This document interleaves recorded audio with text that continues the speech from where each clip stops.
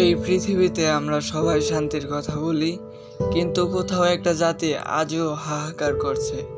ঘুম ভেঙেই গোলার শব্দে ঘর হারায় প্রতিদিন। তাদের নাম ফিলিস্তিন। 2025 সালের এপ্রিল মাস, গাজার গোজাইয়া এলাকার ইসরায়েলের ভয়ঙ্কর বোমা হামলা। অনেকজনের প্রাণ গেল, আহত শতাধিক। একটি আবাসিক ভবন এক মুহূর্তেই মাটিতে মিশে গেল। হাসপাতালে নেই পর্যাপ্ত পরিমাণ ঔষধ, রক্ত দিতে পারছে না অনেক বাবা, কারণ তাদের সন্তানই এখন লাইফ সাপোর্টে। ক্যান্সারের ওষুধ, সাধারণ পেন কিলার, সব কিছুই প্রায় শেষের দিকে। শুধু গাজাই নয়, পশ্চিম তীরেও চলছে দমন পীড়ন। হাজার হাজার মানুষ ঘর হারায়। একজন মা বললেন, আমার সন্তান আর কিছু চায় না এই মুহূর্তে, যুদ্ধ চায় না, ও শুধু খেলতে চাই, একটু শান্তি চাই, আর কিছুই না।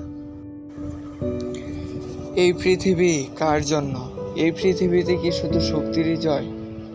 আমরা কি কিছু করতে পারি না এই নিষ্পাপ শিশুদের জন্য?